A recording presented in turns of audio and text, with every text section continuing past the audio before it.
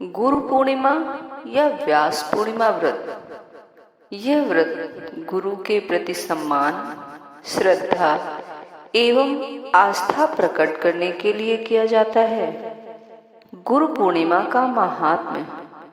आषाढ़ शुक्ल पूर्णिमा को व्यास पूजा गुरु पूर्णिमा के रूप में मनाई जाती है। गुरु परंपरा की सिद्धि के लिए परम ब्रह्म ब्रह्मा, शक्ति व्यास, सुखदेव, गौड़पाद, गोविंद स्वामी, शंकराचार्य का नाम मंत्र में आवाहन आदि पूजन करके अंत में अपने दीक्षा गुरु का देवतुल्य पूजन करना चाहिए। गुरु कृपा से जीवन में ज्ञान, विज्ञान, सुख, आनंद की प्राप्ति होती है।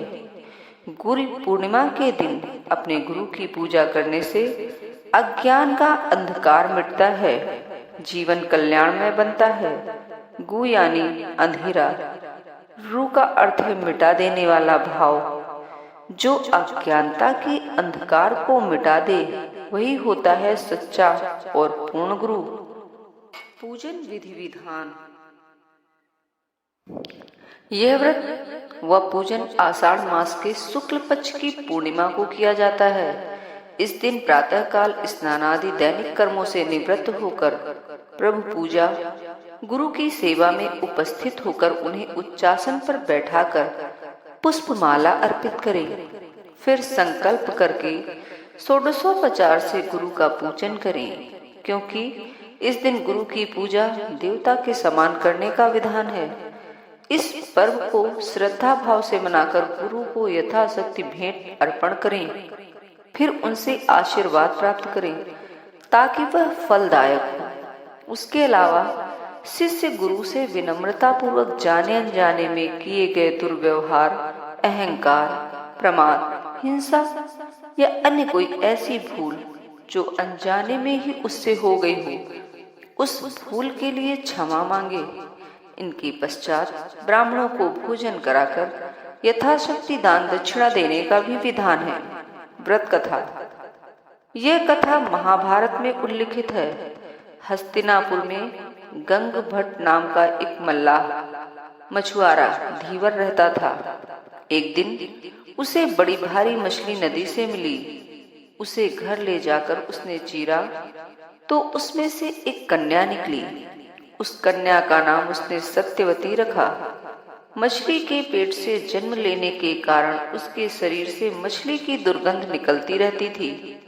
सत्यवती जब युवती हो गई तो एक दिन गंगभट्ट उसे नाव के पास बिठाकर किसी आवश्यक कार्य से अपने घर चला गया। इस बीच वहां पाराशर नाम के एक ऋषि आए और सत्यवती से बोले, तुम अपनी नाव में बिठाकर उस पार उतार दो। सत्यवती के सौंदर्य पर ऋषि पराशर मोहित हो गए और विवाह की कामना की सत्यवती ने स्वयं को नीच जाति और शरीर से दुर्गंध आने वाली बताया। इस दोष को ऋषि पराशर ने तुरंत दूर कर दिया। इस प्रकार ऋषि पराशर और देवी सत्यवती की संतान महर्षि वेद व्यास का जन्म हुआ। जन्म के समय उस बालक के सिर पर जटाएं थी। वह यज्ञोपवीत पहने हुए था।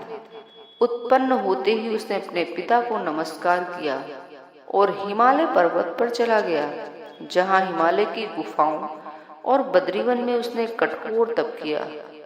बाद में बद्रीवन में रहते हुए अध्ययन अध्यापन किया, जिससे उसका नाम बादरायण के नाम से संसार में विख्यात हुआ। उन्होंने महाभारत के अलावा वेद, शास्त्र और पुराणों की भी रचना की। अपनी रचनाओं के माध्यम से वे पूरे विश्व में गुरु माने जाते हैं। गुरु पूर्णिमा को जन्मे महर्षि वेद व्यास के नामकरण पर ही तिथि को व्यास पूर्णिमा भी कहते हैं। चूंकि आदि शंकराचार्य को महर्षि व्यास का अवतार माना जाता है, इसलिए व्यास पूर्णिमा के दिन साधु सन्यासियों द्वारा शंकराचार्य का पूजन किया जाता है। जय गुरु।